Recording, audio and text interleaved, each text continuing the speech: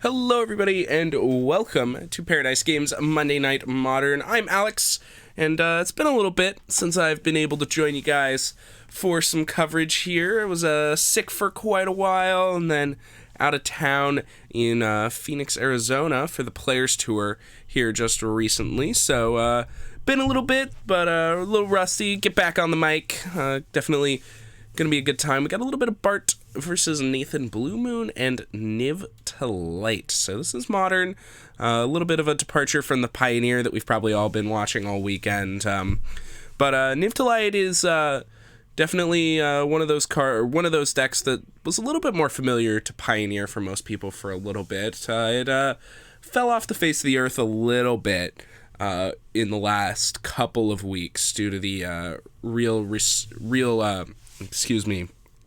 appearance of all of the powerful combo decks in Pioneer, decks like Inverter of Truce, Underworld Breach, whatnot, that really took these last couple of weekends by storm.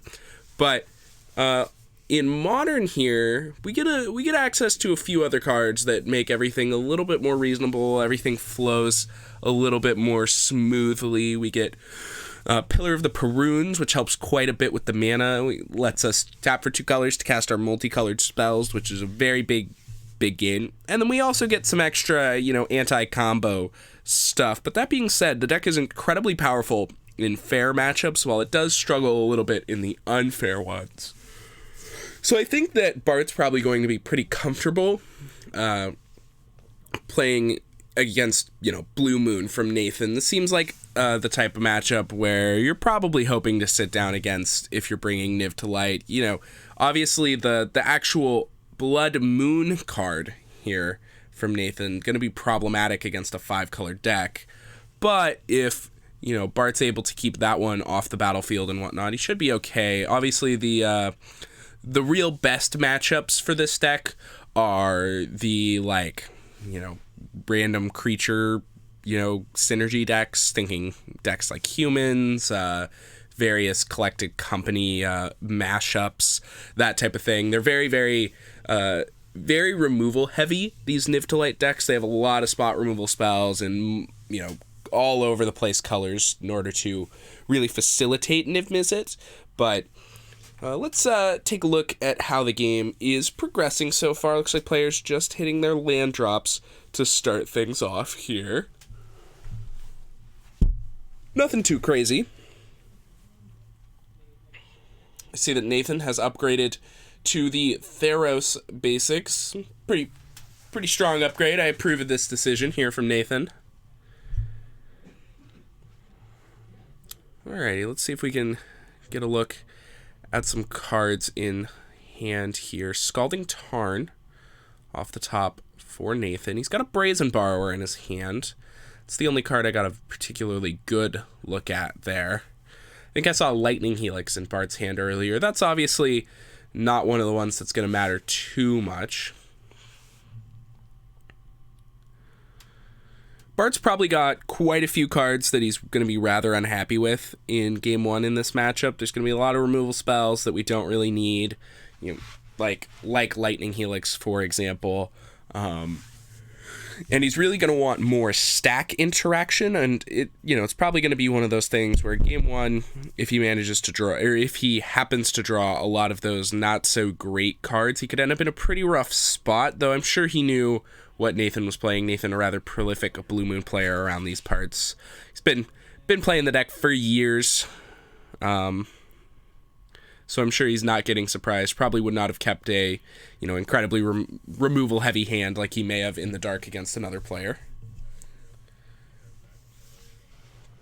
Let's see how he decides to follow up. Looks like his mana's okay so far. He's got all 5 colors now on turn 3, which is certainly rather impressive. Obviously, these fetch lands help a lot with being able to make all your colors work.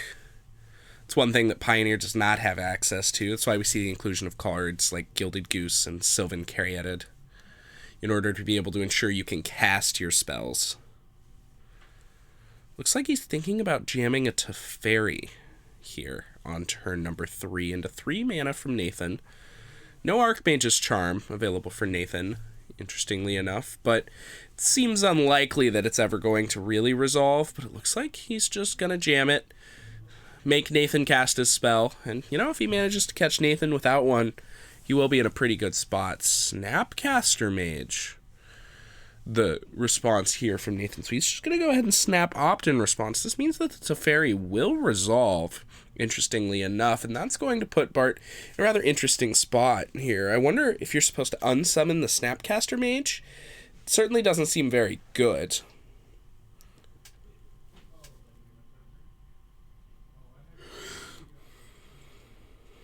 Yeah, it looks like he just went ahead and plussed. Either way, if Nathan draws a lightning bolt, your Teferi will end up dead. But that looks like it's probably the only way that Teferi is going to be dead. So, Nathan probably looking for a copy of lightning bolt here to get the Teferi off the battlefield on this turn.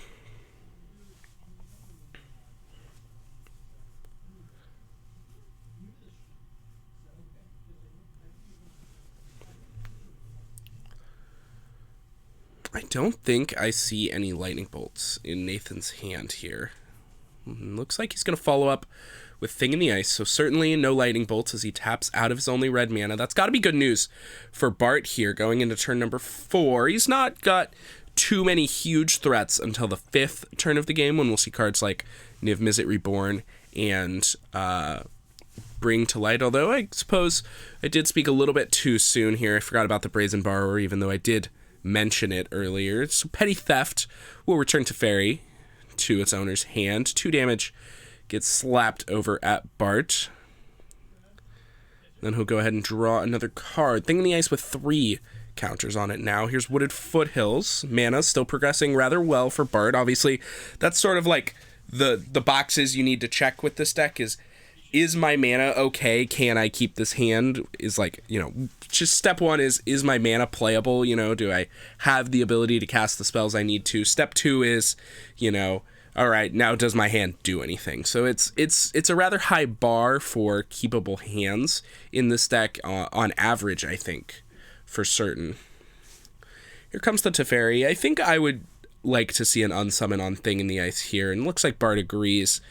The Snapcaster Mage will attack down the Teferi on the next turn, but that's more or less okay. I don't think I have any objections to that real plan. The deck, I do not believe, plays any copy of Lightning Bolt. It's only got Lightning Helixes, Dreadbores, that type of thing. Take advantage of the, text on Niv-Mizzet Reborn, of course. Looks like maybe I spoke a little soon here, as Bart fetches out Snow-Covered Mountain here. The deck does play Snow-Covered Basics, and more than you would imagine, in order to facilitate Arkham's Astrolabe, one of the better color fixers in the format. It's sort of made its splash in Modern here. One of the surprising all-stars from Modern Horizons, as well. Yeah, looks like it will just be an Arkham's Astrolabe here from Bart, and yeah, we will see the Teferi get attacked down by the Snapcaster Mage, but all things considered, I think this line was totally reasonable from Bart, and while Teferi is absolutely one of the more powerful cards for Bart to have in play in this matchup, I don't hate the unsummon, though I think there was certainly an argument to, your opponent probably didn't have a Lightning Bolt last turn, maybe you can just, plus and hope it lives until next turn, and then maybe try and, have some Bring to Lights in combat or anything of that sort. So now here's turn number 5. This is the important turn, but it looks like Bart's just going to accept to take this one off. He's going to start by Lightning Helixing Snapcaster Mage. It's an interesting choice for sequencing here from Bart. Turn 5 being the turn that we want to Lightning Helix Snapcaster Mage is certainly suboptimal. We have hugely powerful spells that we want to play on turn 5, and also I don't love just doing it main phase here.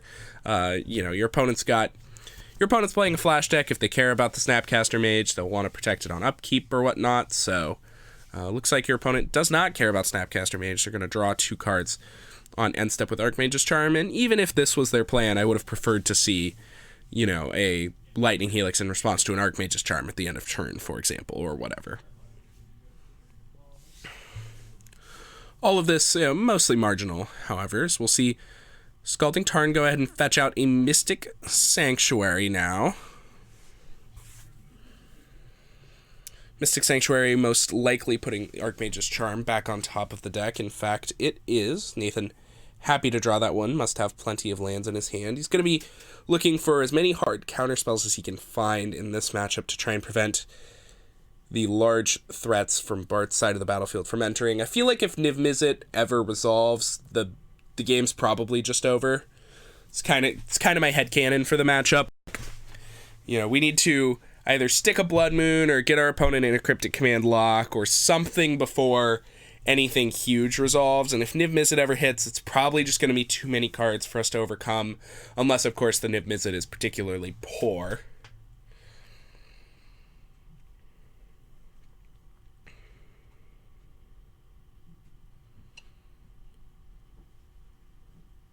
Alrighty. Nathan, thinking about how he wants to progress on this turn. Looks like 2 mana for that Thing in the Ice. That'll come back down. Of course, Nathan is in need of a threat to win the game with here. Back to Bart. Abrupt Decay to draw. Abrupt Decay, probably one of the better cards in his deck for this matchup. I'm sure he's happy to see that one. We'll see if now's the time he decides to go ahead and jam a big threat. He does know about the Archmage's Charm in Nathan's hand, so that, of course, makes it a little bit awkward. Looks like it's going to be Overgrown Tomb tapped for turn. And then he's just going to send the turn back over to Nathan, if I'm correct. It looks like that is what's happening. So it looks like Nathan going to take the opportunity to cast his instant speed Divination. We'll see if Bart has any responses. Looks like no. Then I expect we're going to see Nathan do the same old song and dance here. Go ahead and fetch out a Mystic Sanctuary and put that Archmage's Charm right back on top.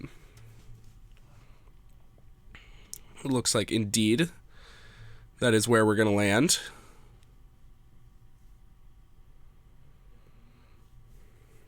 Bart, looks like now is the time he's going to spring his trap here on the Abrupt Decay. Totally fine. Obviously, your timing on Abrupt Decay matters significantly less than your timing on the spells that can be countered. But this is good timing for spells in general here. From Nathan, he'll respond with an Op. So the Mystic Sanctuary trigger is still on the stack, it appears. Nathan will opt. Thing in the Ice will die. Archmage's Charm here to the top. And then we'll see Nathan go ahead and take another untap here. Lots of cards in hand now for both players. Thing in the Ice has hit the graveyard now, so we're probably going to see a much slower game here unless Nathan decides to deploy another threat on this turn, potentially tap out for that Jace the Mind Sculptor in his hand. It looks like no. Not willing to tap that low. Just going to have to send the turn back over to Bart. No land, unfortunately, means that he is going to be unable to cast the Jace while holding up the Archmage's Charm, and that's probably what he's waiting for. Oh, excuse me, he does have 7, but perhaps he just thinking that he needs multiple pieces of interaction here at any given point.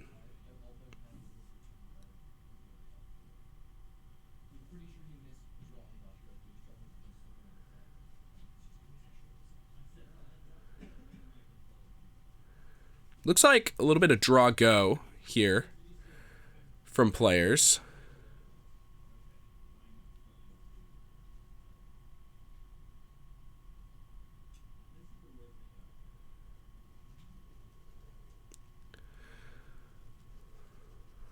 Okay. Looks like a little bit more mana.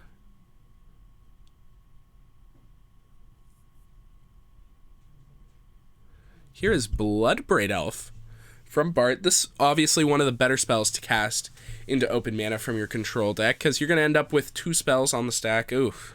Drown in the Lock, however, is not a good one. That's not one that we're going to be able to cast. It doesn't go into the graveyard.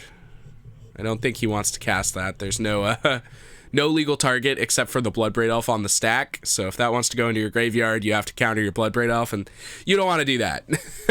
Now we'll see if Nathan wants to do anything about this Bloodbraid Elf. I expect a Lightning Bolt just kind of get pointed right at it. to be honest.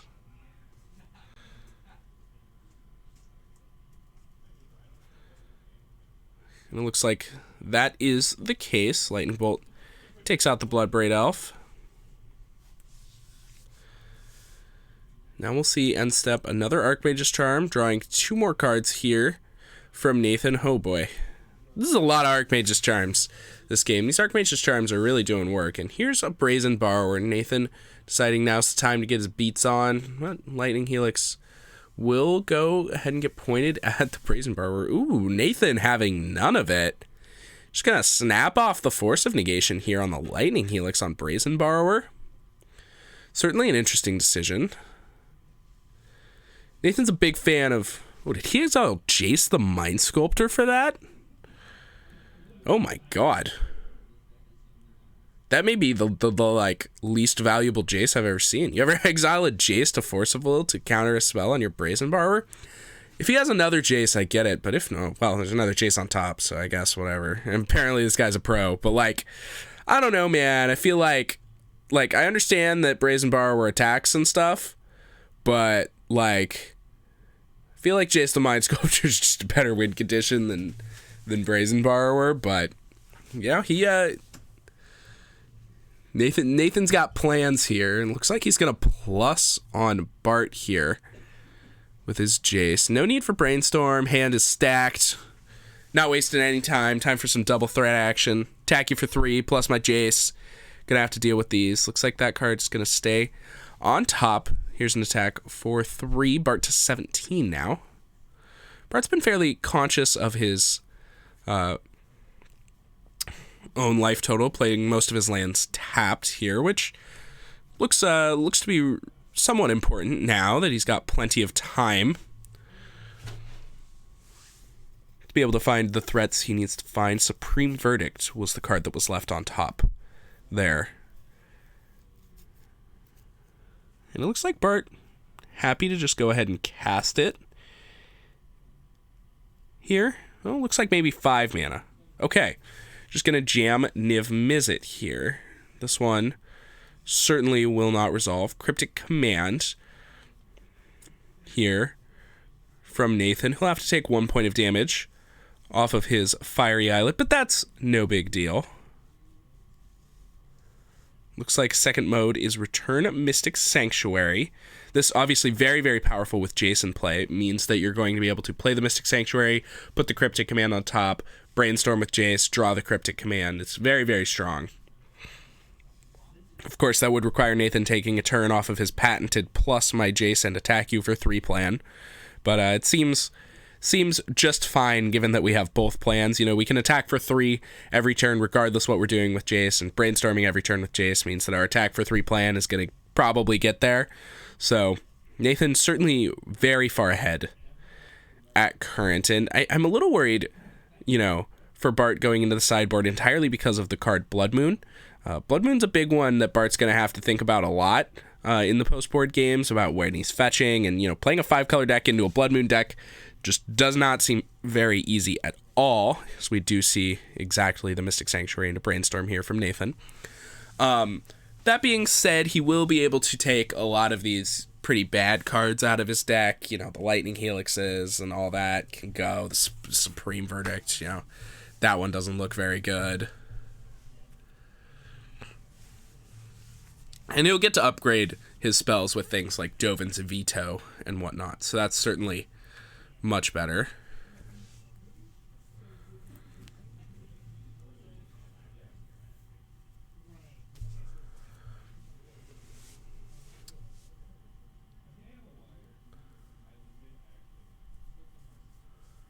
So it looks like Nathan finishing resolving his Brainstorm here.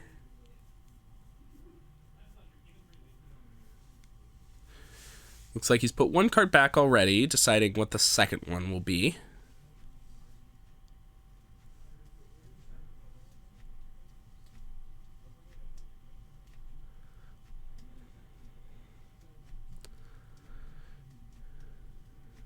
And he's just going to go ahead and start with a Serum Visions here on his turn. Pretty reasonable plan here. He's got the nice signature, whatever, foil spellbook Serum Visions going on thing here. Pretty big fan of these. Nathan Blue Moon's in style, for sure.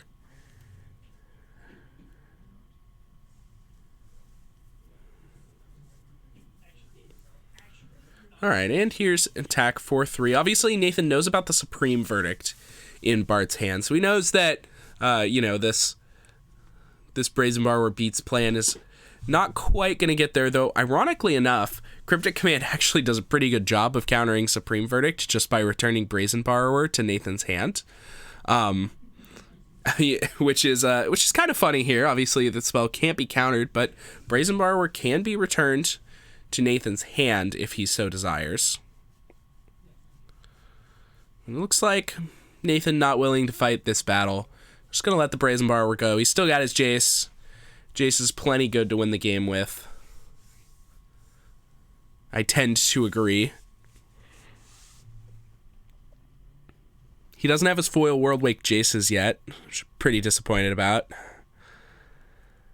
Seems like the next piece of the puzzle here for Nathan to get the real nice Blue Moon plan going. There's nothing like beating your opponent with foil Worldwake Jaces. I'm a big fan myself. It never gets old.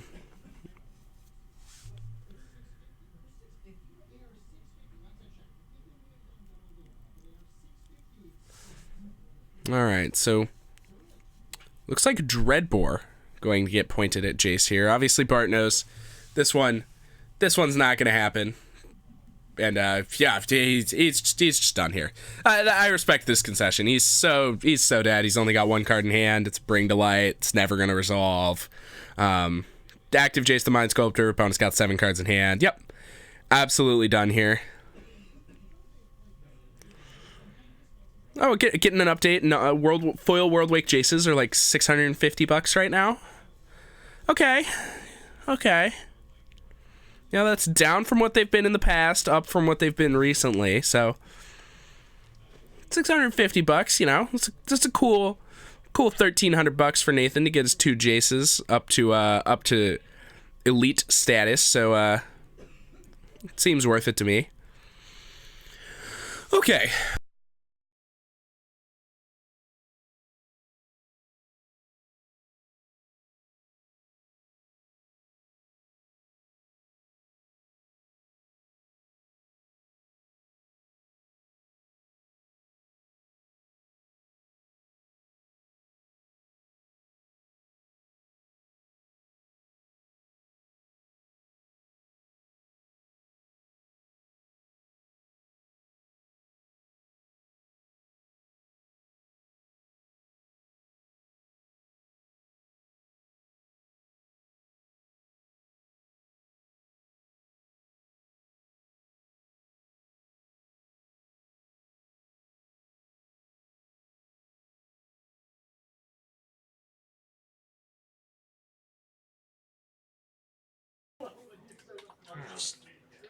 Indeed.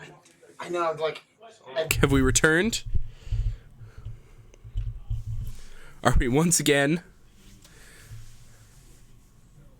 Alrighty, we're good. Sorry about that. Their quick cord got unplugged, so we lost the mic for a second. Anyways, I was just saying, quite a slog of a game 1 here. Let's take a look at the sideboards for both of the players. Over on Nathan's side, we've got 3 Young Pyromancer, 2 Magmatic Sinkhole, 2 Abraded Dispel, 2 Mystical Dispute, Disdainful Stroke, Ceremonious Rejection, and Surgical Extraction. So, out of him, we're mostly just trying to go, put more counter magic in, make sure that Bart's threats can't resolve. He's a big sorcery speed deck. He's going to be bringing in counter magic out of the sideboard, so we're going to be a little bit worried about that. The Mystical Disputes are obviously excellent. The Disdainful Strokes seem great as well. Other than that, the Dispel, probably good to deal with the counter magic that you're expecting to come in. If you feel like Young Pyromancer is a good plan in this matchup, I don't hate it, but I'm not certain. I haven't really played the matchup enough to probably have a confident idea here on that one. Let's take a look at Bart's sideboard with Niv to Light. He's got 1 Ashiok Dream Render, 2 Dovin's Veto, a Cabal, Console of Allocation, 2 Gaia's Guile, 3 Fulminator Mage, 2 Veil of Summer, a Lightning Helix, 1 Deafening Clarion, and a Kess Dissident Mage. Oh boy. Alright, so let's start with the easy ones. The 2 Dovin's Vetoes, definitely slam dunks. Those are coming in. The 2 Veil of Summers, slam dunks. Those are coming in. And the Kess Distant Mage, definitely a slam dunk. That one's coming in. I'm also pretty into this Cabal, Console of Allocation. I think I'm, it's a threat. It dies to Lightning Bolt, which I'm not super high on. But it is definitely a problem for Nathan, so I don't hate putting it in or anything. It's not like I really think it's what the matchup is about or anything, but we probably just have enough dead cards that I'm happy to, slot in this, 3-mana dude that's going to end up probably doing my opponent 4 to 6 damage or whatever, it attacks as well. And it does just need to get Lightning Bolted on the spot, and is also probably going to punish Nathan for removing some of his Lightning Bolts here in the post board, which I imagine is going to be the case. Lightning Bolt doesn't look particularly effective here against Niv Delight. There's 6 6s as far as creatures go, and planeswalkers with 5 loyalty or whatever, so it doesn't seem like really very many good Lightning Bolt targets.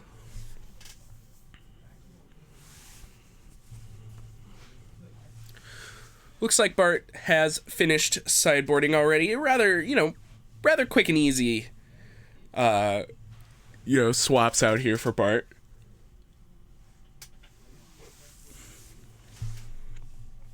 As he manages to just, take out his unplayable cards, put in his good cards. Nothing too crazy. Only 21 minutes left on the clock is definitely something to keep in mind here. Game 1 was pretty grindy. It was kind of a slog fest. It ended in a rather, I'm not going to say glamorous fashion or anything like that. It was mostly just a slow grind of every single turn Nathan pulled ahead a card or whatever, and then eventually the game was just over. And Jace the Mind Sculptor really was the nail in the coffin for Bart for sure. But more or less 20 minutes and 50 seconds is probably going to be close to not enough time to try and win 2 games in this match. You have to play around a lot of stuff, and obviously there's the non-functioners from Nathan where he misses his land drop or only has lands or whatever, and you can kill him in 5 minutes. But assuming that we're playing 2 reasonable games of Magic, it's going to be tough to win a match in 20 minutes in this matchup. But hopefully both players play pretty quickly. I'm sure they can get it done. Looks like I still see a Supreme Verdict there in the hand. Ooh, this is a nice hand from Nathan. We got 1 land. I think that was triple Serum Visions, double Snapcaster Mage, and a Force Negation. So just hoping to get there is Nathan. Seems pretty reasonable. I don't know. I would never ship that hand, so I agree. Bart might be thinking about his.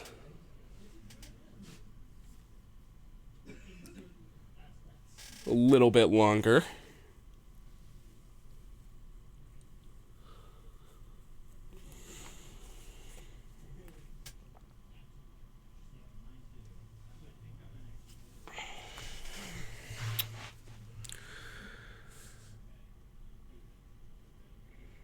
Looks like he will be keeping. He's going to go ahead and play Stomping Ground, ship the turn on over to Nathan, who will start us off with a Polluted Delta, unless he draws, an island or something along those lines.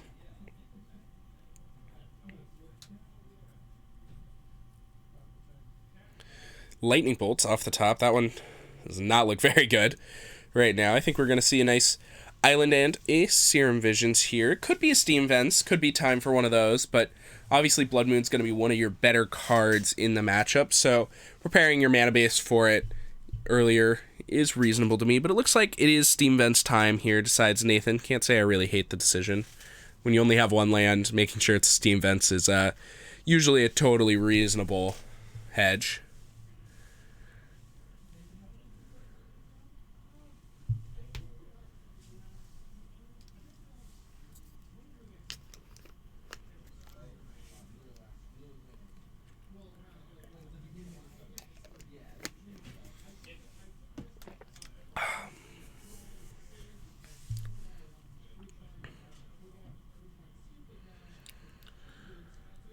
Okay, so I'm going to go ahead and take a look at the Serum Visions here for Nathan. We'll see how he decides, or if he can manage to find his lands. That's going to be the first and most important thing, is can we find our lands here with these Serum Visions? Obviously, we've got a million looks between 2 copies of Serum Visions here for Nathan, but Cryptic Command certainly not one of them.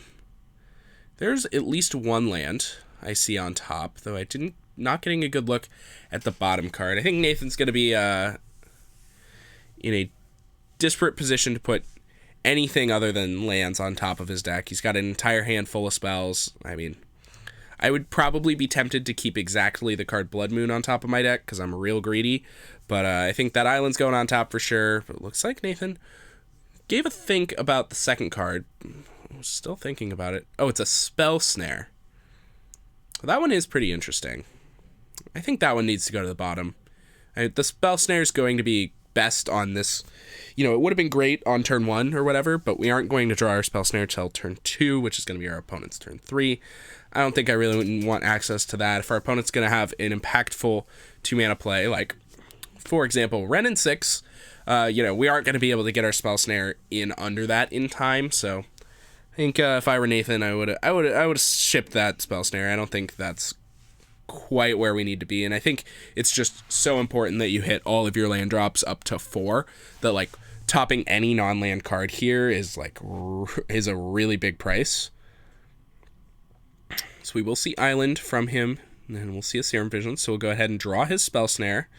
Then he'll get to scry 2. Yeah, see, so now if we're looking at non-land, and now we're kind of sweating. Now we're wondering, do I need to cast another Serum Visions right now to try and, scry for my next draw step, or am I holding up this Spell Snare for, potential another 2-drop from Bart. He's got an unanswered Wrenn and 6 in play currently. No fetch land here from Bart, so it's not really accruing any value, though it is working rather swiftly towards that ultimate, which is going to be very hard for Nathan to beat. Wrenn and 6 ultimates are difficult. At the end of the day, it is card neutral, but you get to essentially upgrade all of your lands into very good spells, which is very, very powerful. And obviously, if you end up in a position where you can take your Wrenn and 6 all the way up to 8 and then get an emblem, you end up with, essentially drawing the best spell in your graveyard every turn with a +1, and that is just really insanely hard to beat, so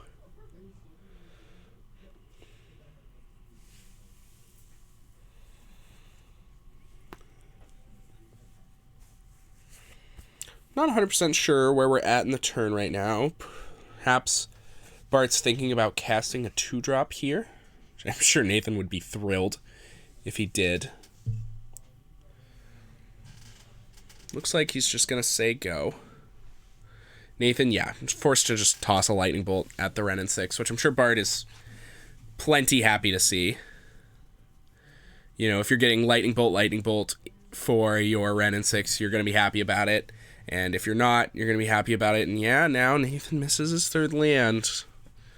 That's unfortunate. Probably regretting putting that Spell Snare on top right about now. Love to be 1 card deeper.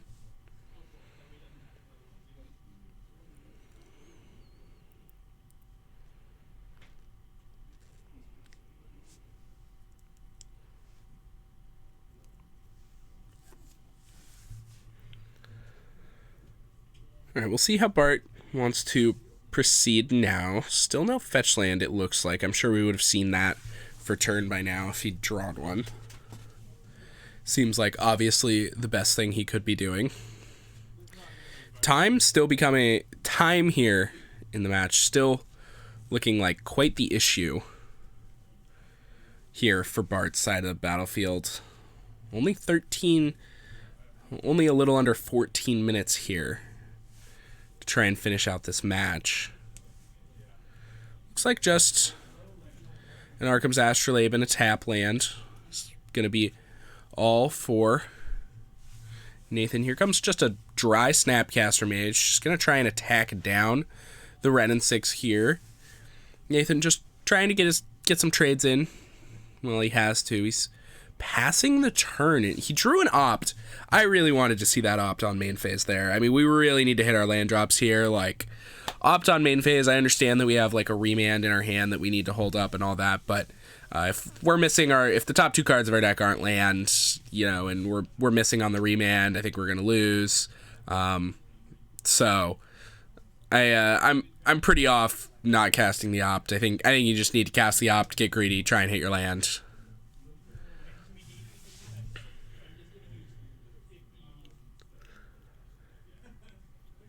So it looks like Bart found a fetch land this turn, so a little late, unfortunately. Here's Bring to Light from him. It will get remanded. Nathan not willing to check and see what spell Bart wants to get. You never want to run your face into some dumb uncounterable threat with the counterspell in your hand and sit there feeling really awkward. It's totally reasonable play some amount of the time to counter the spell that they're going to try and cast off the Bring to Light, as opposed to trying to counter the Bring to Light itself. It usually ends up taking a threat out of their deck or whatever, and it's pretty marginal, but sometimes matters. But some of the time they're going to get something uncounterable, and then you're going to feel really dumb. So you always need to be conscious of that.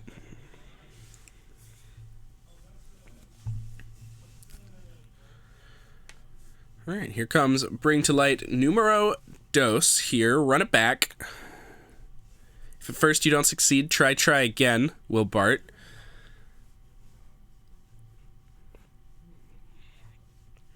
Out here hunting for dragons. Looks like Force of Negation on the Bring to Light. He'll exile an opt. Exiling opt's probably got to sting a little bit with, this many, oh, man. Nathan's got a plan, eh? Just another dry Snapcaster Mage for beats. Well, now he's got 3 lands, though. Archmage's Charm off the top. Oh, boy. Nathan wins this game. I'm gonna be pretty impressed. Off the turn 2 Ren and 6 with no answer into just, miss my land drops.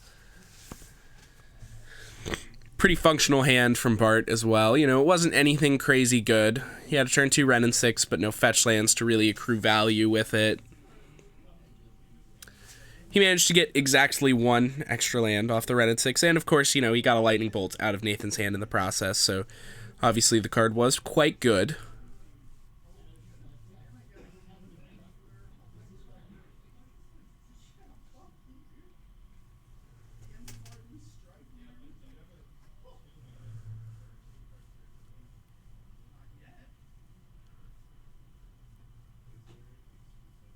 All right, we'll see how Bart wants to start things off here. Looks like Blood Braid Elf, obviously. Talked a little bit about this being one of the better spells to jam into threats. Oh boy, Utopia Sprawl looks like the hit here off the Blood Braid Elf. That one, probably not exactly what Bart wanted to see. He's going to try and enchant his breeding pool.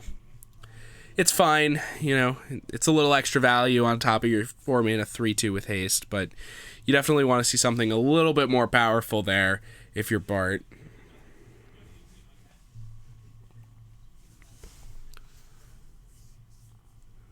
And then he's just going to pass the turn, oh my lord. Try and block. It's not going to work. Holy crap. Wait, Bart's life total does not look so high all of a sudden. This is 6 power.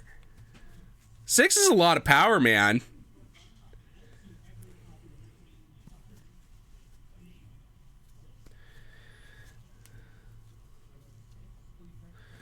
I wonder if Bart has any good answers in his hand to the problems going on right now. I think he might still have Supreme Verdict. I remember seeing that one way earlier. Oh, yeah, we've got white. We have the Arkham's Astrolabe. I forgot about that one for a moment. Supreme Verdict probably quite the bummer here to see for Nathan. He's probably feeling so close to getting there. Just main phase Vendilion Click. Interesting. Or no, this is an end step Vendilion Click, excuse me. He's going to target himself. He'll tuck a Cryptic Command. He'll be able to draw Another card off that, just digging for lands. He does manage to find a Fiery Islet. This tells me he probably has a second copy of Cryptic Command in his hand. Putting Bart down to 3. This is a lethal Vendilion Click, and I'm sure Nathan has plenty of counterspells in his hand.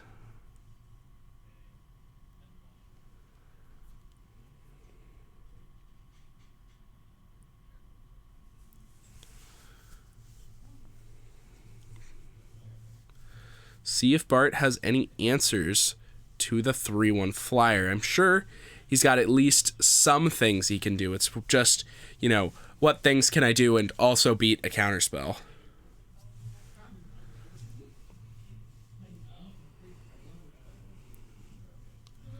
Alright, 4 mana here for Bart. Felidar Guardian? Oh my. Is Felidar Guardian and Saheeli in this deck? Holy crap. Alright, I'm not certain if that's stock, but that is an interesting take to this deck. But it looks like he's just gonna bounce. Oh, he drew Saheeli, actually. Unfortunately, that does not win the game this turn. It only does next turn. He's got a Kaya's Guile, though, which does allow him to have target player sacrifice a creature.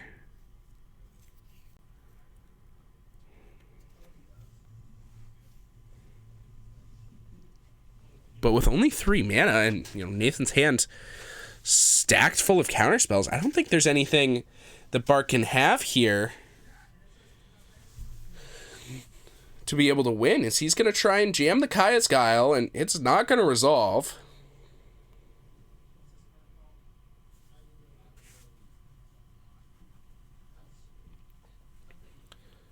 Meaning that it looks like that is the match. So yeah, crazy game. Well played there, Nathan.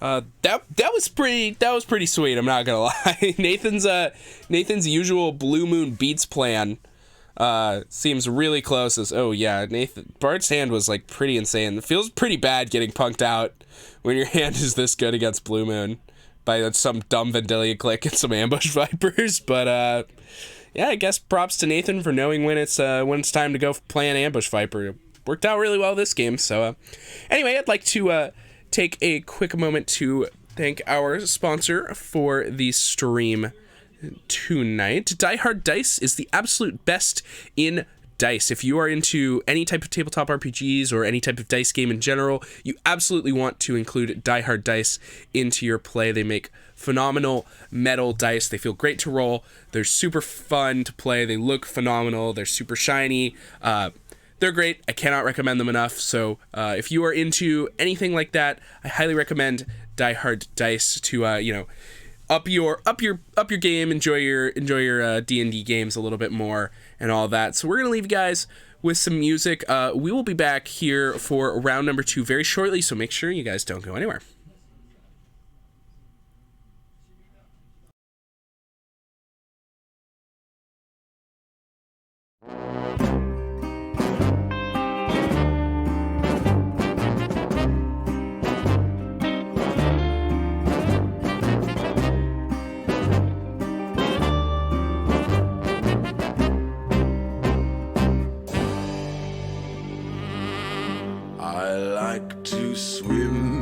Bottom of the barrel. I like to sleep in hidey holes and barroom stalls. I like to hear the piano playing in the bloody little dawn. I like to wake up with the devil and drink him till he's gone. The queen is drunk and someone armed the pawns.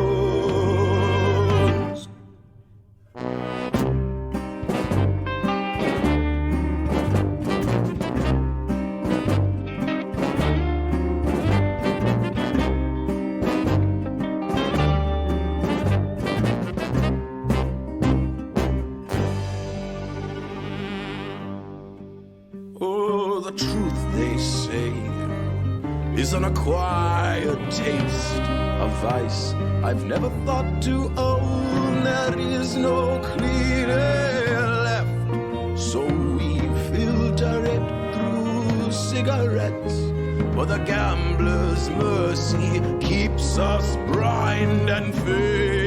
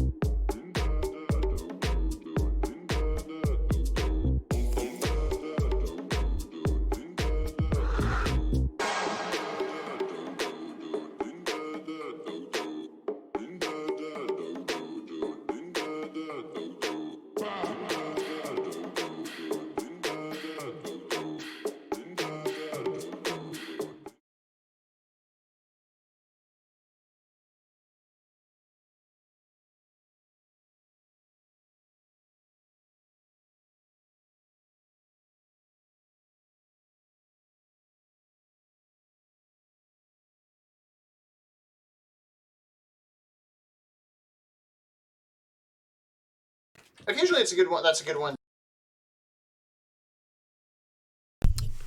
Hello, everybody, and welcome back to round number 2 here for the Pairodice Games Monday Night Modern. We've got Nathan versus John here for round number 2. This is going to be our last round for the night. Everybody's a little tired. Going to call it a little early here. I got off my plane like 5 or 6 hours ago or something. Well, no, I guess it was less time than that. But I didn't sleep very much last night, so I'm just kind of tired. You did sleep in Phoenix last night? I did, yeah. It's for all of 3.5 hours or something. Perfect. before we got to the airport, or had our plane leave at 7 a.m. Got into Seattle at 9 or whatever, and then drove back to Bellingham and took a 3-hour nap, and then woke up and came here or whatnot. But well, we appreciate your dedication. yeah, regardless, I'm gonna see the fabled Blue Moon Mirror. There are legends of the last time these two players met. We did stream it. I have iconic memories of at least 8 or 9 turns in a row just being draw, attack with fairy, seer, go, draw, go, draw, attack with fairy, seer, go. I mean, there was one fairy seer that I think legitimately did 14 points of damage. It was absurd. Recently, 2 or 3 weeks ago, John added the new sick tech to his deck that is Castle Embreth, so that his fairy seers get to start coming in for 2. You've got to be kidding, right? I don't know if it's in the build today, but it's one of the things that he fiddles with from time to time. That's actually so sick. Oh, man. Oh, yeah. So we threw that foil Throne of Eldraine promo pack on the table. That is what these guys are fighting for this round. Is it Throne of Eldraine or Theros? It's Theros. It's Theros. They're all TH words. Yeah, I agree. I say the wrong one I've said nothing but Throne of Eldraine for as long as I can remember playing Magic. Because it feels like that's how long Oko's been out, or Throne of Eldraine. I can't remember a format before Throne of Eldraine anymore. Yeah, it's what was before that? Urza Saga? I think it was the Dark, actually. Okay, so a little bit of a riveting action here. We saw Serum Visions on the first turn of the game from Nathan. Looks like John's going to 17. I think we're getting an end-of-turn opt here. Yeah, it seems likely to me. In fact, we most certainly are. John will take a look at the top card. Looking at hand here, I see a Force of Negation in both players' hands. A couple opts on the side of Nathan, along with some lands. We have now gotten smoothly to the part of the game where players have their 2-mana flash creatures turned on. Yes, and where both players are going to probably decline to play them. To be fair, John's flash creature does something for 2 mana because he's on Spellstutter Sprite. That's true. Yeah, Spellstutter Sprite and Opt, honestly, probably would just snap it off. Honestly, if given the opportunity, which he was here. So if he had a Spellstutter Sprite in his hand, which I'm not certain that he did or anything, I think I probably would have just cast it. Which I do like that line. There's a weird thing in Blue Mirrors where you want to do everything at the end of someone's turn, but then once mana's tapped, the window's open, and so you spend your mana.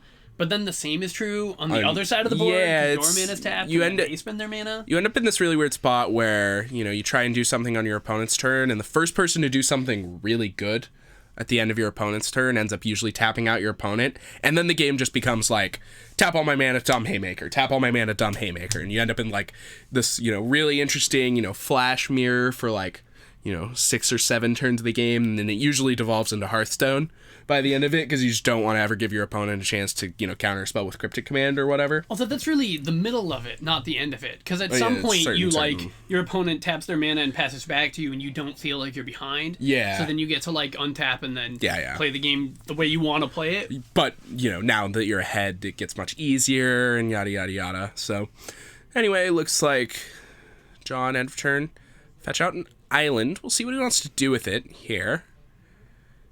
Looks like nothing. Just going to go ahead and draw another card.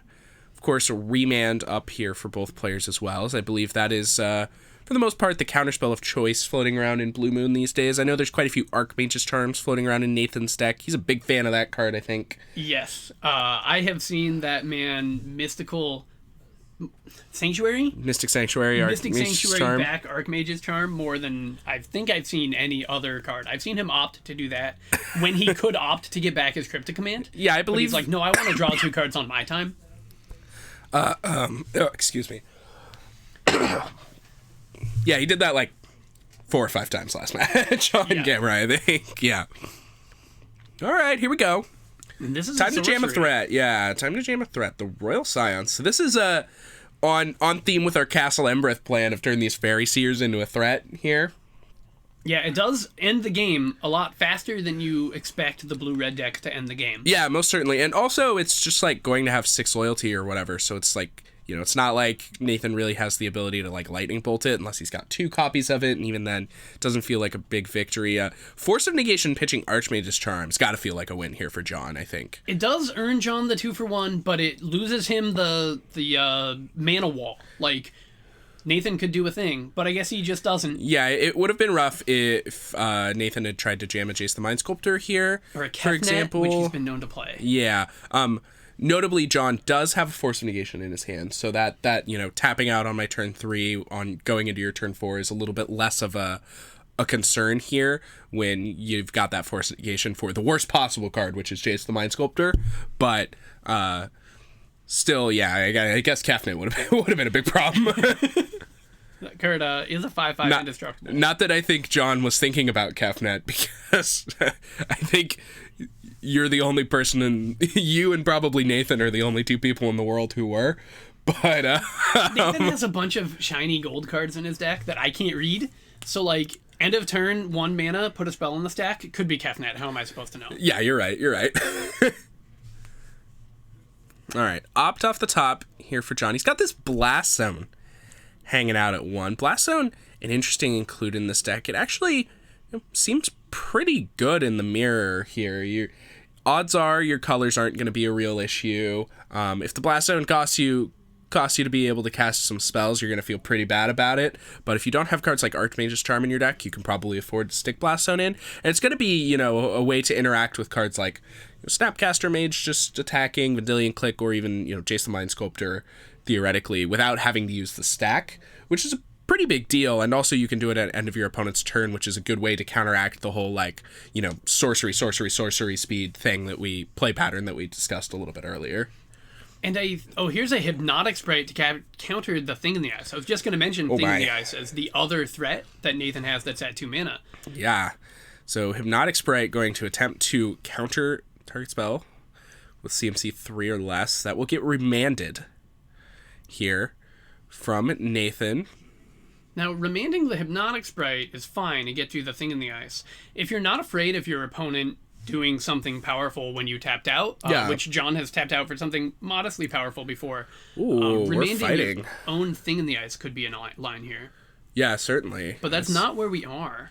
Yeah, remanding my own Thing in the Ice seems really sweet to me, to be honest. Both but would get answered by this Force of Negation. Yeah, it looks like neither one would have done the thing, as remand will get exiled by that Force of Negation. Looks like an end of turn opt as well here for John. And, you know, now we've got a nice 2-1 hanging out in Suspend with flying. We get to cast that at any point at a later date. It's probably just going to get lightning bolted, but, you know. That's a tidy 2-for-1. Such is the way of things. I guess it just wins you back the 2-for-1 that you lost by casting the Force of Negation. Yeah, which is fine. Here comes that Hypnotic Sprite. It's a little awkward that the card, or that the creature half of it doesn't have flash, but, you know, they can't all be Brazen Borrower. It is so awkward. Yeah. I played it a little bit with Vivian in Standard, and that feels real good when that you sounds get it. nice, yeah. Vivian and Adventures have their own nombos that make that awkward. You know, everybody saw Brazen Borrower when it came out and was like, this card's good. Like, everybody looked at that card and was like, this card's just good. Like, it's a 3-mana 3/1 with flash, with upside, like, you know, kind of drawing Vendilion Click comparisons. And then, you know, everybody made some jokes about, you know, it being, you know, this is not the type of mythic uncommon we're used to in Limited or whatever. And then, you know, it came out, some people played it, they were like, yeah, this card's pretty good. And then, like, now, you know, 4 months after Throne of Eldraine has come out, everybody's like, yeah, this Brazen Borrower card is just, like, obscene. Like, it's seeing play in like, all the Eternal formats and everywhere. It's, like, just standard Pioneer, Modern, Legacy. There's like 2 copies in every blue control deck in every format, which is pretty insane, to be honest, that it's seeing, that much universal play.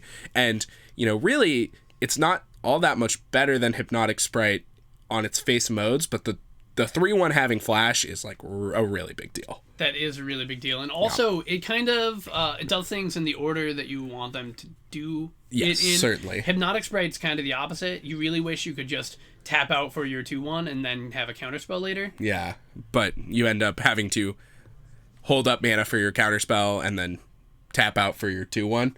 And that feels a little awkward because the 2-1 just doesn't ever feel like as enough of a threat that you're like confident to tap out for it. You're not like, all right, bam, here's a 2-1, go. Having said that, John did just tap 3 mana, tap out to cast a Force of Negation to protect his Hypnotic Sprite. Oh, yeah. So if maybe you don't feel good enough tapping out for it, but you feel good enough tapping out to protect it. I feel like if I were to play a Blue Moon Mirror, I just think that I would get rocked. Like, like all of these plays are just like so alien to me. Like everybody's just like, these are the cards that matter. My like Snapcaster Mage's body, my Hypnotic Sprite's body, like there's just so much fighting going on over a stupid 2-1. Like, I don't know. And I see this happen every time, and every single time I talk about how I feel like this isn't what the game is about. But every single time this ends up being what the game is about. So like I must just be wrong. And like, oh my god, it's just like 6 spells on the stack to kill a 2-1. There. That was It was a Spell Pierce. That was Spell Pierce, yeah. But yeah, it's just ludicrous. So there was a little confusion there. John thought that the Force of Negation was targeting his Force of Negation, but it was that the Remand was targeting his Force of Negation, but it was actually targeting Nathan's own Lightning Bolt. So Nathan won the fight, which allowed him to remand his Lightning Bolt, which caused John's spells to fizzle. Which is why John's Force of Negation is in his graveyard. Yeah, not his hand. got Spell Pierced, correct. Oh, yeah, but there was one that the Remand got Spell Pierced. The Force of Negation didn't resolve because it fizzled on the Lightning Bolt that got remanded. That's where we are. Yeah, I would suck at this mirror. I'm confident I would lose every time. Like, I don't know. Like, apparently these 2-1s are just like the most important thing ever. And then Nathan doesn't even cast the Lightning Bolt at sorcery speed when his opponent's tapped out. We just spent there were actual 6 cards on the stack to try and kill this stupid 2-1. And then Nathan just has an opportunity to fry it for free. And then he just like says go. I am perplexed. I don't get it. So the one card left in Nathan's hand is Lightning Bolt. Yeah. So he's going to Vendilion Click John, and then he's just going to untap. We didn't look at John's hand. No, he did. He just left the card in John's hand, though we didn't get a glimpse at what the card was, unfortunately, from how John... Oh, thank you. Blood Moon. Excellent. All right, that one, yeah, you can keep that. All that does right now is turn off the Blast Zone, which is going to kill this Vendilion Click. Yeah, it also... but not now. But soon. And... We also didn't see this Flooded Strand go and get a Mystic Sanctuary. I think that John might just be on one Mystic Sanctuary. That would make sense. Obviously, we're a Blood Moon deck, and, if we're including cards like Blast Zone in our deck, we got to find the room somewhere. It's not like we can really cut our island count, and obviously we need our 4 Steam Vents and whatnot. So, and that is really unfortunate because this is exactly the board state where you really it used to be that drawing a fetch land was air and can lose you a game, but now drawing that fetch land can be a little Vampiric Tutor. Yeah, absolutely. And notably, John is not putting counters on his Blast Zone here on end step. He's leaving it at 1. I think he's had multiple turn cycles opportunities worth to be able to do that, but it looks like he's just drawing lands, and yeah, he's just gonna pick the cards up. But I don't know. I feel like John probably could have put some things on that Blast Zone and ended up killing a Vendilion Click and been able to at least continue playing. Yeah, absolutely. But he looked like he was real far behind. None of the things Nathan had deal with the Blast Zone, and the Blast Zone does deal with the Vendilion Click. I agree that Yeah, we're still looks losing real after bad. that. Yeah. But you're not, because you drew air for 3 rounds while Nathan drew gas. But if there's not a threat on you, then it's possible It that can Nathan draws air self-correct, for the yeah. next 3 rounds, and you draw gas, and then Yeah. you're back at parity.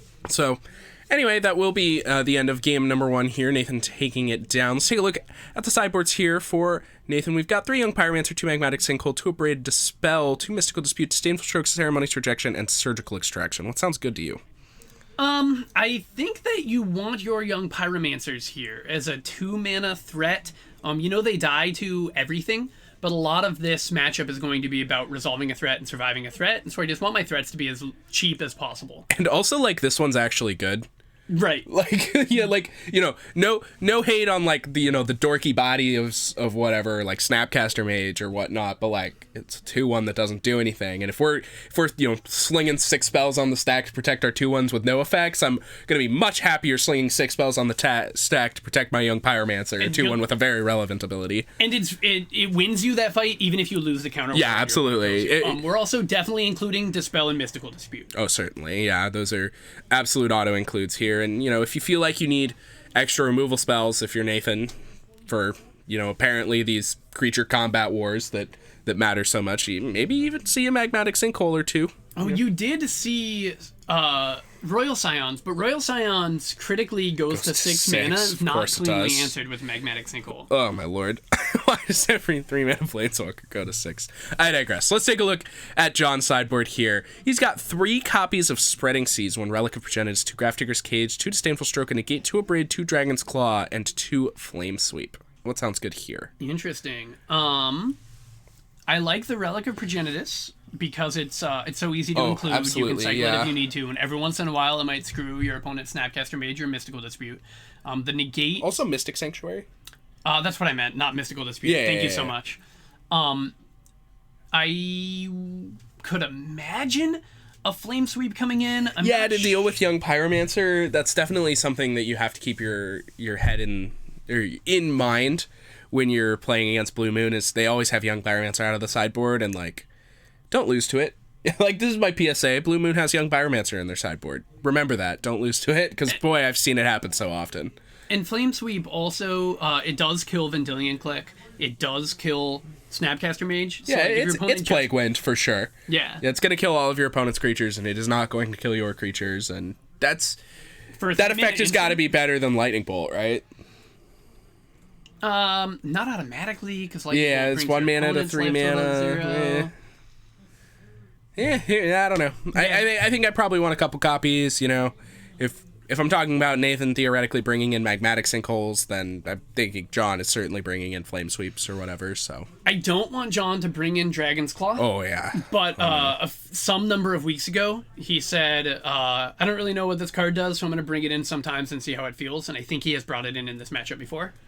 Okay. Yeah. He hasn't really played the burn matchup since putting that card in his sideboard. Yeah, that's what it's there for. It's here for prowess, for burn. I've seen some absolutely hilarious screenshots on Twitter over the last couple weeks of just like screenshots of the mono red prowess mirror with both players with like 3 Dragon Claws in play at over 100 with both players with 5-6 cards in deck, a minute on their clocks on Moto, and like a handful of like nothing but like Manamorphose, Light at the Stage, Bedlam Revelers, cards you're just like not gonna cast because the first person who casts all their card draw spells just loses to decking. That sounds like a delightful nightmare. Yeah, it's just how the mirror plays out apparently, and it just seems miserable. Well, sometimes you can probably kill them before they find their claw. How many Smash to Smithereens are in their sideboard? I've got 3, I think. Yeah, I'm not 100% certain, but it's definitely more than 0, probably 2, I would have to assume. But, you got 2 Smash to Smithereens in your sideboard, there's usually 2 or 3 Dragon's Claws, and, sometimes you just end up drawing the Dragon's Claw. Both players draw their Dragon's Claws, neither player draws their Smash to Smithereens, and then by the time you draw your Smash to Smithereens, everybody's at 80. And you can never kill them anyway, so you're just on playing, all right, well, I'm never going to cast another spell because they all say draw a card on them, so go. Fair enough. I got something I want to try and jam in here. Yeah. I'll stop talking if they put a sorcery on the stack before there's 3 lands in play. Seems unlikely. But I want to take this opportunity to talk about one of the decisions in John's sideboard. He's got 3 Graveyard Hate spots.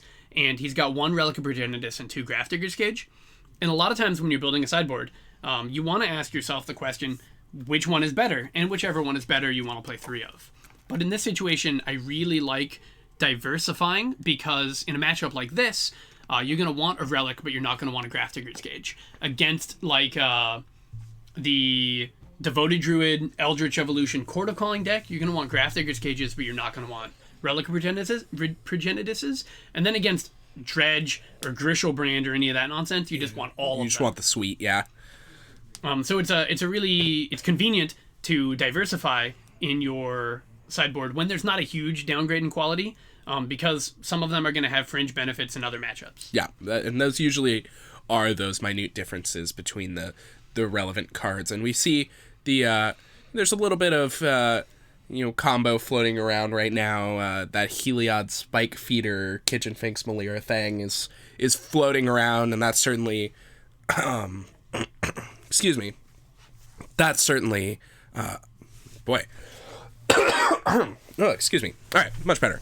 That's certainly a matchup where we're going to want our Grafdigger's Cages and not our Relic of Progenitises. Like, right. Being able to shut off Persist creatures, Undying creatures, another one with the Yawgmoth combo deck that's hanging around in Modern as well. That's a pretty big threat. And, everybody's kind of... I talked a little bit earlier about how everybody kind of forgot about Modern probably for a week or two here with all of the Pioneer...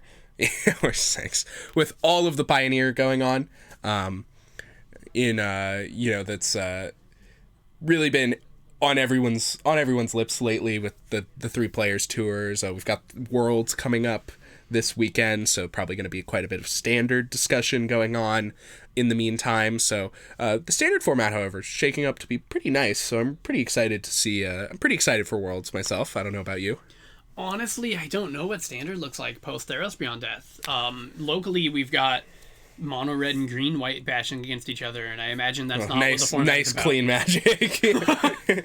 It's more blue white control, Temur Reclamation appear to be the consensus best decks, and even those 2 decks pitting against each other is actually very interesting. So even if the field ends up being 12 blue white control decks to 12 Temur Reclamation decks, whatever, or 8 and 8 or whatever, it's still good magic to watch as an extreme, and I'm certain it won't be that. Obviously this is the highest EV Magic tournament ever.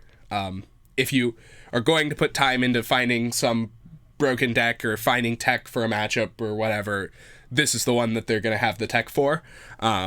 So I think it's going to be really interesting. I think there's going to be some sweet decks. I'm sure there'll be a brew or 2 in there, even at this high stakes event and whatnot. I'm going to interrupt you here because there's something worth talking about. Absolutely. I know someone cast a sorcery before turn 3. Serum Visions, though. Right. But Nathan kept a 1-lander. Oh, my. And he Serum Visions and he finds basic plus Prismatic Vista, and he actually puts one of them on the bottom. Oh. But so he has found his lands. I didn't see what he drew off the Serum Visions. Must have been another land. Nathan kept a speculative keep. He cast his Serum Visions on turn 1 and cleaned everything up nicely. So now he's going to get to play this game. We saw a very similar hand keep in game number 2 in the last match from Nathan. Classic 1-land double Serum Visions hand. He ended up finding his second land rather easily, but he ended up topping a Spell Snare on the draw that I wasn't a particularly large fan of at the time. But he did end up winning the game just with flashing and Snapcaster Mages on 2 lands or whatever, but he only ever found a 4th land on the last turn of the game or whatever. He missed his 3rd land drop for 3 or 4 turns and he managed to win the game, had enough interaction to keep the Niv to Light player off of the huge threats and just cast in a bunch of Ambush Vipers and killed him. So Mana Screw is card advantage. Yeah, it's true. So we've now made it successfully to turn 2, and there's another sorcery going onto the stack. It looks like more copies of Serum Visions here. And these are the secret lair Serum Visions that Nathan has. The hidden whatever. Secret lair sounds right to me. I'm pretty sure secret lair is what they're called. He always has the coolest bling. Yeah, he's got the cool bling. We were talking about. I mentioned that he needs to upgrade into his foil World Wake Jace the Mind Sculptors. Next up, apparently it's only like $650 a piece. Ooh, tough. Seems fine. Looks like John's got a little bling of his own. Oh, yeah. This is the F&M Spell Stutter Sprite. Oh yeah. So, Get that Serum Visions out of here. None of that. So last game we didn't have this as an answer to Opt, but now that it's a sorcery and we know there's nothing else threatening, here we are. So John is... Especially if you've got the vibe that your opponent is miss a little light on lands. I'm absolutely about Spell Starter Spriting Serum Visions just every time, John does not have any evidence of that, though. Nathan he doesn't. resolved the Serum Visions, topped one, bottomed the other, played a land on turn 1, played a land on turn 2. Yeah. So, it's not like he's got any idea that, your opponent's screwed or anything, but it's a Spell Starter Sprite. There aren't really any better targets in the deck than Serum Visions. Theoretically you could snag a Lightning Bolt at some point or whatnot, but that doesn't matter until you have a fairy on the battlefield. Yes, exactly. So, and when you're playing a Spell Starter Sprite deck, getting the first fairy on the battlefield is such a big deal. Oh, for sure, yeah. Because subsequent Spell Starter Sprites will now exile much larger much effects. better, yeah. Now we can counter a Remand or whatever. Thing in the Ice, yeah, Pyromancer. Absolutely. The first one, pretty relevant, is now we see Steam Vents off the top here for John. He's got a Brazen Borrower in his hand. I managed to spot that one. I think there's also a basic island and then 3 spells. Okay. Seems pretty reasonable to me. One of those spells is Fairy Seer. It's going to start things off with said Fairy Seer. Nathan, looking down at a hand, contains at least one Archmage's Charm. That's the front card there, but I can't see any of the ones behind them. We know he's got 5 cards in his hand. At least 3 of them are spells. Probably 4, unless every draw step has been a land, including Serum Visions and Ops. Which seems rather unlikely.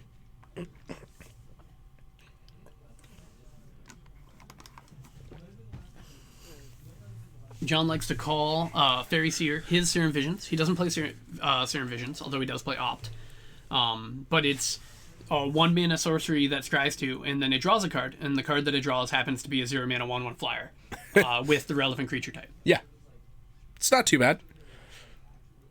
This is, I would say, probably John's hill to die on, if I had to pick one, is how good Fairy Seer has been. I've talked to him about it quite a bit, and he's just been nothing but thoroughly impressed with Fairy Seer. He says he loves it.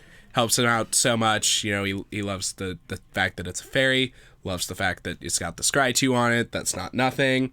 And he's been very convinced that it's better than Serum Visions, and I feel like pretty much everybody has looked at the deck and immediately been like, is this card better than Serum Visions, It is at a much glance? more proactive, and he doesn't have the card advantage to counter everything your opponent does and then win the game with a threat. So he needs to have a threat on the battlefield and then try to win the game. Yeah, so here we see the Hypnotic Sprite, Mesmeric Gaze, that Archmage's Charm, Mystic Sanctuary. We'll put the Archmage's Charm back on top of the deck. Ah, classic. Classic Nathan, he's at it again. Which is interesting because John is threatening his life total. Like, maybe not a lot, but if Nathan's plan is, I'm going to keep getting this Archmage's Charm to draw cards at the end of your turn, at some point, you're not going to have time to... Well, let's calm down here. We can always steal that Fairy Seer. That's with our true. Archmage's Charm. Archmage's... That would be... Looks pretty good on this board, right? You got me. You telling me that card has other modes? Yeah, just... It's mostly 2 modes. But sometimes it's 3. And when it's 3, you're really happy it's 3. Fair enough. It becomes a 3-mana instant speed. Entrancing Melody. Yeah. All right. Essentially. So, not too bad or anything. Beginning of combat, you can take your Fairy Seer. Now there's no attacks or anything like that, so... He and I did have a conversation once about what happens if he gains control of my Utopia Sprawl. The answer is not very much. He now controls the trigger that adds 1 mana to my mana pool when I tap that land. Great. Yep. Seems lovely. It's fair and balanced. Yeah. This Snapcaster Mage, what did it cast? An Opt? What happened? I believe here? it did cast an Opt. Okay. There was also a Lightning Bolt pointed at him. At the 2/1. At the Hypnotic Sprite, so... Now Nathan's got just as fast a clock here as John does, as 2 1/1 flyers versus a 2/1 on the ground. You just wait, though. When John rips that Castle Embereth. Oh, yeah. Oh, yeah. Here's an opt from John. That one will resolve. Although I wonder here with 5 lands if you keep a Castle Embereth if you find it. I think I would ship it, but... I think I would keep it. It's like probably better than a random. Like, John's not going to draw a Cryptic Command. It's not in there. That's true. So yeah, he's got to what are try we to really win the hoping game. for? I think he still has a Brazen Borrower in his hand as well, so that's a little extra motivation to maybe keep a Castle Embereth. Here's an attack for 1, and yeah, oh yeah. Take that, Fairy Seer. Oh yeah. Oh, no. Oh yeah. I believe we attacked for 1 with the wrong creature here. So I believe that if John had attacked for 1 with the Fairy Seer, he could have prevented this particular interaction from happening. Ooh, Petty Theft it. Okay. But I'd much rather be petty thefting my own Spellstutter Sprite back to hand. Oh, But that you can't one do that. can't Archmage's get Charm stolen. takes 1 Yeah. drops. So maybe this is the best case scenario. Oh, yeah, it actually could be. Assuming that Nathan doesn't have any follow-up here, which he's going to have to see if he does. I think he does actually have a copy of Magmatic Sinkhole in his hand currently. And we know what Nathan's drawing next turn. Oh, I don't. It's that Archmage's Charm that he's going to put back on top of his library. Yeah, you're right. As per usual. Or maybe he'll get the Lightning Bolt. No, don't make me a liar, Nathan.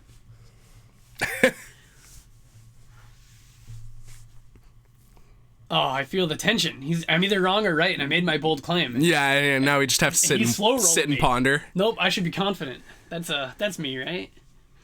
Nothing but confidence. Nothing but confidence. Yeah. Ah, yes! You nailed it. Nailed it. All right, Archmage's turn back on top. I'm not sure why we're doing this while we're still in the... okay. This makes sense. All right. So we're remanding Petty Theft, drawing Archmage's Charm. And John's just going to cast it again. Oh. All right. Makes enough sense to me. Take then 1 attack damage for and 1. then slam Fairy Seer? Yeah, I mean, that's what I'm here for, right? And then next turn, Nathan It gets has Archmage's Charmed to again? do it all again. What a weird game we're playing today. But see, now I don't want to Castle Embereth.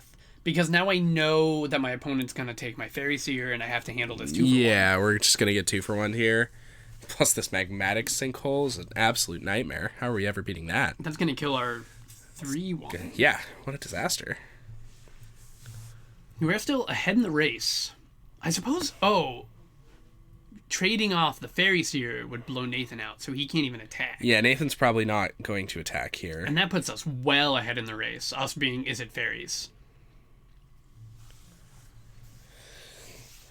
Looks like, yeah, Nathan just forced to say go here, setting up for the onboard trick of take your Fairy Seer. Now we'll probably see John attack with just Fairy Seer on this turn. I think that depends on what John found with his scry. Also, very true. Because if he found another Brazen Borrower... Some interaction of any kind, perhaps he just wants to jam in for 2. But yeah, it looks like John will make the just Fairy Seer attack here. Nathan probably just going to cast Archmage's Charm. Looks like he'll take the 1 in order to hold up the counterspell for John's main phase. Makes enough sense to me. Knowing Nathan, I'm expecting to see an end of turn Archmage's Charm to draw 2, and then crack my Fiery Islet to draw a 3rd one. Oh, just draw a new hand at the end of the turn. Yeah, right? Oh, man. He's thinking about it. Ooh. Okay. Oh, This is going to get bad, I think, with this Magmatic Sinkhole in hand. But then we can also... Then John can also flash in a Brazen Borrower. Oh, with you're the right. Fairy count You're back right. up to 3. You're right. Absolutely. So unless Nathan has 2 cards here, this isn't going to work. And that's exactly how many cards he has, but I don't know what that last one is. Yeah. I think it might be Cryptic Command. Looks like we're going to leave just Lightning Bolt in the graveyard here. I think it's actually a Lightning Bolt in Nathan's hand.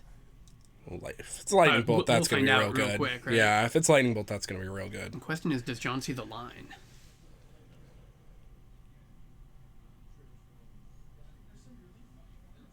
Looks like it. Oh, I think it's a Yep. Spell Pierce in Nathan's hand.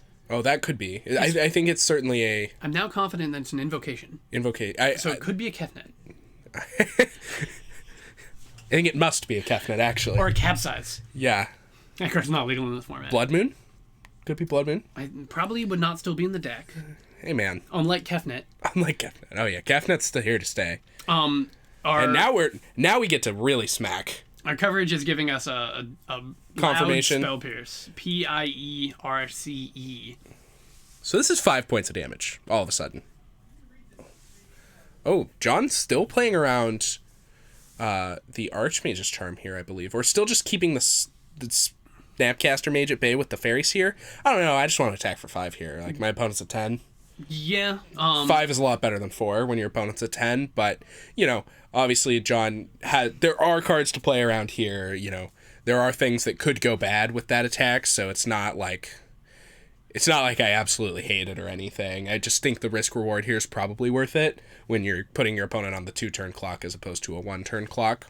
I'm inclined to agree. If I knew I had a Lightning Bolt in hand, that might change my decision. Certainly true. But yeah, when your opponent's on the ropes, and I think this is a classic who's the beatdown situation, because if this game goes 15 more turns, Nathan just has more tools to draw more cards. Yeah. John wants the game to end sooner, so trading Very 1 true. damage for 2 often is a bad idea, because 2 is more than 1. But if you're the beatdown and you have more life than your opponent, You have twice as much life. you just want to end that game. Yeah. Alright, so it looks like Snapcaster Mage on the stack here for Nathan. He's going to toss out a Lightning Bolt on the Brazen Borrower now. And that dramatically reduces Yes. John's clock. Puts us down from a nice 5 damage a turn to 2 if we want to attack with both of our creatures, and 2 for 4. We talked a little bit about that clock, but Brazen Borrower off the top for Nathan now. Means that now Nathan's likely back ahead in this race here. Looks like, he's just going to go ahead and make the attacks now that he's drawn that 3/1 flyer. No, John must block. Otherwise, you Why wouldn't did have we been not attack? not attacking if you weren't Yes. planning on blocking. I agree. It's always possible that you don't expect your opponent to make some things the have attack, changed, so yeah. now you're like, oh, something must be wrong. This block must be bad for me, and then you don't. That's a classic bluff attack. Big fan. Sometimes you just turn your creature sideways with nothing in hand. Your opponent makes the obvious block, and then you slump and put your creature in the graveyard. Oh, yeah, yeah. You think they could never make it. It'd be too bad for them, and then they just snap block, and you feel like an idiot. I mean, you usually don't do that when that creature is a relevant part of your game plan, and when you're racing someone at 4 life, a 1/1 is a relevant part of your Spell game plan. Pierce on the Pierce. Oh yeah. So Brazen Borrower attempts, and then it just gets lightning bolted. That's so sad. Oh, that's interesting. Well, I mean, your opponent's at 4. Lightning bolt going to the creatures. I'm not sure I love it, because if you attack with that Fairy Seer, he has to block with his Brazen Borrower, or he dies to your Lightning Bolt. Yeah, I mean, certainly, I think Nathan was planning on blocking with the Brazen Borrower, but here's a Relic of Pairodice. Not quite on time, but it will get to exile Nathan's graveyard and draw a card in the meantime, so he's probably reasonably happy with the outcome. See, I'm not sure that I like that crack. Did John even draw a card off of it? He did. Okay. He just did that in a smooth motion while he was exiling his graveyard. He's good at it. He's got the ace up his sleeve. Ace, of course, being Fairy Seer. But I don't hate keeping up Relic in that board state. You're winning the race, and your opponent's best card is Snapcaster Mage. Certainly. And your opponent probably has 6 or 7 more fetch lands in his hand, and you don't want them to be Mystic Sanctuaries. Very, very true. Very true. And so now we're in a position here where John's at 5. If Nathan has a Lightning Bolt in hand, he is going to win the race here by being able to attack John down to 3 and then bolt him. Of course, this is assuming neither player has any effects of any kind, because I think John actually drew another copy of Brazen Borrower here. And now he's thinking about whether or not he's supposed to attack, and he just doesn't. Oh, and he does have a Brazen Borrower. Not willing to attack, just wants to make the block, not lose to Lightning Bolt. Makes sense. He'll cast Brazen Borrower, Force of Negation in hand for Nathan, is not going to be able to do it, and John takes game number 2 here with some nice fairy beatdown. Yeah, so we did see the Relic. We didn't see the Dragon's Claw. We saw a bunch of cards, so we don't know Dragon Claw's not in there, but I'm kind of assuming that it's not. I would hope not, yeah. We know that Nathan brought in his Magnetic Sinkhole. Yes, we saw at least one of those, so... So do we assume that he also brought in his Abrades? Or do we think that Nathan thinks Magnetic Sinkhole is better than Abrade in this matchup? Well, I think that Magmatic Sinkhole is better than a Braid in this matchup. So... Do you want to defend that for me? I'm a little curious. Yeah, so I think that Magmatic Sinkhole is going to be 1 mana pretty much every time that it needs to be. And I'm not worried about casting Magmatic Sinkhole on early turns of the game in this matchup. We have 20 life, and all of the creatures in this matchup have like 2 power at most. Like they're 3 power. Brazen Borrower's huge. You know, like Brazen Borrower's the biggest creature in either deck by a lot. So I'm not super worried about, you know, taking a point or 2 here or there on the early turns of the game from early creatures in order to have a more efficient interactive spell later in the game. I think it's probably worth it to be able to have, you know, Magmatic Sinkhole plus Cryptic Command a turn earlier, or Magmatic Sinkhole plus, you know, Remand plus Archmage's Charm a turn earlier, or whatever. So that's kind of my inclination. And, you know, sometimes you're going to get a little punished because you'll have to exile a card that maybe you wanted to Mystic Sanctuary back on top. And also there's the one Grafdigger's Cage in John's deck. So if you ever get Grafdigger's Caged and you can't delve, that's going to be a little awkward. But more or less, you're going to end up, you know, being able to delve away, you know, 2 or 3 fetch lands and like 1 or 2 duplicate spells or whatever, and opt into Serum Visions that you just don't really need to be flashing back with a Snapcaster Mage at any point, and you're going to end up with a cheaper interactive spell in the end. Fair enough. I think that has trouble holding water if he's bringing in both of them. I mean, I guess I would rather see an Abrade than the Magmatic Sinkhole, so of course I would rather see the first Abrade instead of the second Magmatic Sinkhole. Yeah. But I really think the reasons you can stumble with Sinkhole are if it gets remanded and you have to delve for it again. Yeah, that's the biggest concern for me as well. Or if you want to Sanctuary it back and kill another thing later. Yeah. It's just a lot harder to cast multiple times, that is very true. Something that's happening in this matchup. All of those things are certainly very true, and it's interesting whether or not you know, the actual 1 mana difference is worth the, you know, the 1 mana. So we're valuing different things here versus the initial stack battle versus the, you know, secondary battle really is where we're at. And it, you know, it appears as though I think both are totally valid, and I'm no expert, but I think I could definitely get behind. I think actually having this conversation, I have been convinced that I like 1 and 1 probably. If we want to bring in 2 extra removal spells, I like 1 Magmatic Sinkhole, 1 Abrade for exactly that reason, I think. And something that I want to concede is that I think I like the idea of Magmatic Sinkhole, assuming I don't know John's deck list. Or sorry, what am I trying to say here? I like the idea of a Magmatic Sinkhole if I don't know John's deck list. I happen to know that it's not going to kill a Jason Mind Sculptor, that it's not going to kill a Thing in the Ice. Oh, yeah. But Nathan might not know that. Yeah. I mean, Jason the Mind Sculptor, Thing in the Ice look like pretty reasonable includes. Ooh, Grafdigger's Cage. Okay. I think that is going to have a real hard time being worth a card this game. But we'll see. I agree. I mean, you know, it does stop Snapcaster Mage. So, you know, if Nathan plays a Snapcaster Mage, you've more or less gotten your card back already. So, it's probably not worth a card, I think, in general. And I don't love bringing it in. But, that being said, just slamming it on turn 1 is absolutely the best time to have it here for John. So, although now Nathan has a proactive play to make it the end of John's turn 2. Yeah, just cast an Ambush Viper. Whereas if you hold the Grafdigger's Cage, you might fend off that tempo. Yeah, who knows? We'll see. I still think that's probably not what matters. Spending your mana is usually better than not spending your mana. But then again, I also am consistently perplexed by the amount of attention that goes into these creatures in these battles. So, you know, maybe I just don't know what's going on. maybe we have no idea. It looks like here's just Slam Young Pyromancer on 2 from Nathan. This is aggressive. This usually tells me that Nathan probably has a second copy of Young Pyromancer or a threat heavy hand. If you're willing to just, if your hand is bunch of spells or whatever, some defensive ones, some reactive ones, maybe opt Serum Visions or whatever, I'm very unlikely to just cast my Young Pyromancer on turn 2 here. But I think, maybe reading into this one a little bit, the fact that we're just jamming our Young Pyromancer on turn 2 probably tells me that we've got cards like Brazen Borrower, Snapcaster Mage, potentially a second Young Pyromancer behind. Although Nathan could be trying to read John's deck list here, and John has, 8 answers in his deck, and 4 Lightning Bolt and 4 Brazen Borrower. Yeah, and Brazen Borrower, if he doesn't have whatever, exactly Lightning Bolt, then you forced him to tap out at sorcery speed. Yeah, Nathan has initiative. Yeah, so this worked out totally fine for Nathan. It would have been a little sad if it got Lightning Bolted, obviously, but there's also the potential for Force of Negation from Nathan there. If your opponent just untaps, casts a Lightning Bolt, and you cast Force of Negation, you're pretty happy with it, probably.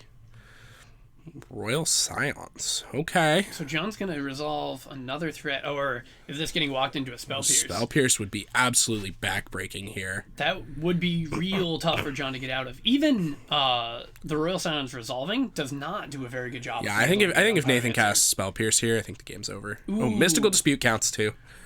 Yeah. I actually think we're just done here, to be honest. It's still possible that John has Flame Sweeps in his deck? Oh, yeah. Flame Sweep is, the, way back here. But, now Nathan's going to get to untap going into turn 4 here. And he's just going to be able to pass with 4 mana. And it's going to be really hard for John to be able to fight back in. Oh, but never mind. It looks like Nathan misses his 4th land drop. So that's pretty important. Although, that does tell John that he's looking at a hand of nothing but spells here. Just action. Yeah, which is going to be rough for sure. Looks like John plays a land, says go. Here's an opt from Nathan. He'll make a second token. He'll resolve his opt. John at 14 already with 4 power in play. Oh, that's a Spell Pierce off the top. That one's real good. Oh, yeah. Bolt you. Oh, yeah. Bolt your face. Oh, yeah. So then Nathan's presumably going to get in for 5 and then get in for 6. I think John just conceded. Hand on the table. Yeah. I agree. Like I said, we're done here. I think, it looks like maybe, John's going to take a draw step or two, maybe try and play it out, but I just don't. We've been talking this entire time about how these 2-1s are apparently what this matchup is all about, and every time Nathan casts a spell, even if you end up, winning the fight over the Young Pyromancer, there's still going to be 4 Young Pyromancer tokens or whatever, and yeah, Flame Sweep, I think, is the only card that John has access to in his 75-card deck that's going to be able to get him out of here. Yep, and there's 5 power on the board. Was there ever a combat step where there was 5 power on the board last game? There was exactly one. I remember there being Brazen Borrowers, but I don't remember them getting to a combat step. There was exactly one when Nathan was at 10, and John had Brazen Borrower, Fairy Seer, Spellstarter Sprite, and then he only attacked for 4, remember? And we were like, that seems suspect. The Brazen Borrower died during that combat step, thoh. It got 1 hit in. It put Nathan to 6. Right, my mistake. But yeah, that's just quick and easy. Young Pyromancer cleaning them up. Yeah, so that's 2-0 tonight for Nathan on Blue Moon. Yeah, well played to him. It's always a pleasure watching Nathan put on the Blue Moon Clinic here. It happens regularly. And he casts more end of turn Lightning Bolt your faces or end of turn Snapcaster Mage do nothing than anyone I've seen, which is a real pleasure when we're putting it on camera because these games can stagnate. You saw round 1. Man, if I played this deck, I don't think I'd ever finish a match in time. I've got my thing in the ice. That's the only way we're ever gonna kill our opponent. If I cast my Jace, I'll plus it once to get out of Lightning Bolt range and then deck myself with Brainstorm. Love it. Yeah. Now it's a special treat for us. Nathan's going to open this foil promo pack on camera. Giant Killer. Nice. Do we even need to see the rest? This is one of your favorite cards, right? I love Giant Killer. I can't see what that middle thing is. There's a Tectonic Giant on the left, and that card actually does stand a chance to be relevant, probably only in Standard. Yeah, I think in exactly Standard. But that thing generates card advantage, draws cards, and is a reasonably sized body. Oh yeah, I don't hate it at all. It's a foil Wolf Haven. Sweet. My a teammate of ours played 4 of this card in the Pro Players Tour this weekend to a 22nd place finish, so keep an eye on these Wolf Willow Havens people. He's playing blue-green ramp, so... Fabulous. Give him a shout-out. Who was it? Nico De Valle. Congratulations. De Valle, yeah. He played excellently, played the Players Tour, came in 22nd, so an excellent finish from him. We worked with him a lot while, testing for this players tour and whatnot. He ended up on Simic Ramp. We ended up going in a different direction, entirely because we were a little worried about the Breach matchup, and I actually was like pretty happy with the Ramp deck until Tuesday before the players tour, when I looked on Twitch and saw like Emma Handy, Caleb Shear, LSV, Gabriel Nassif, and like one other big name that I can't remember off the top of my head, all just like playing Underworld Breach on stream. And I was like, maybe this is going to be like the deck of the tournament. I was like, I don't feel like I have enough time to really figure it out, because, you know, these combo decks they're really, they can really fool you. You know, you can play 2 games with a combo deck, be like, this deck sucks, I never drew my combo. Maybe the deck's just hard, you mulligan poorly or whatnot. Or you can play 2 games with the deck, you know, get Thoughtseize 3 times and then just, you know, draw the perfect card and think your deck's insane. So those are the type of decks that are like really easy bait decks. But, you know, having seen that, I was a little bit worried about it. It was in the back of my mind. So I decided that I wanted to forgo a deck with a rather unfavorable, you know, combo matchup in favor of something that had a little bit more interaction, Thoughtseizes. You know, people ended up on Inverter or Spirits, which was what we landed on as the 2 best choices for the weekend. Obviously, the Breach deck did end up being a big deal. It was, you know, the deck of the tournament, had a huge win rate and all that. So, you know, that being said, Nico ended up very, very well with the deck, so I think it's really powerful. I really like the actual archetype in the shell, and while I think we agreed that it likely wasn't the best choice for this particular weekend because of the, you know, the surprise Breach deck that came out of left field a little bit, we were all still very happy with the actual power level of the deck. So going forward in future metas, it's definitely something that we're going to keep an eye on. So, does that deck play Elvish Rejuvenator? It does not. It does not. Okay. So Yeah. It does, however, play Satyr Wayfinder and Uro. So. Oh yeah. I guess it's got to be real hard to play Elvish Rejuvenator in a format where Uro's legal.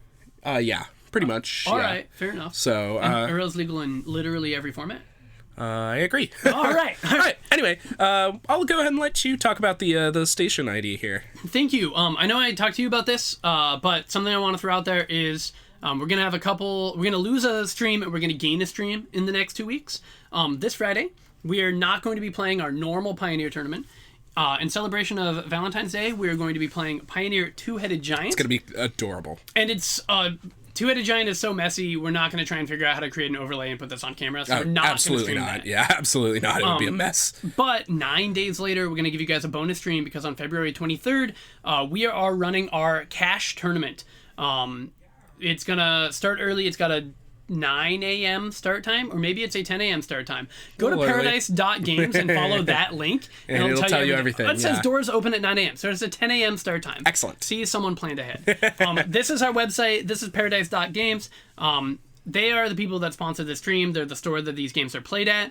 They sell Magic the Gathering, Pokemon, and Star Wars Destiny through the website. So if you want to support them, go to pairodice.games, put together an order, check out through TCG Player, and then they'll ship it to you. Yep. If you're local, you can select pick up in store, pay later, and then they'll just have it waiting for you when you come in. Is excellent. And if you missed any parts of the stream, I highly recommend going and checking out the PodVod. It'll be up on YouTube a little bit later tonight. So usually, if you missed any of that round 1 Blue Moon action, I highly recommend game number 2 of that match. It was rather enjoyable, quite fun to see a little comeback with the Snapcaster Mage beats. So I recommend that one if you missed it. And obviously, if you're watching on the YouTube channel, be sure to check us out live. We stream Mondays and Fridays at 6:30 p.m. Pacific Standard Time, but we will be missing this Friday, of course, as previously stated. So anyway, I think that's pretty much it. That's all we have for tonight. So thank you guys for tuning in. We will be back next Monday with a little bit more modern action, and we'll see you all there. For now, here's Hot Damn Scandal.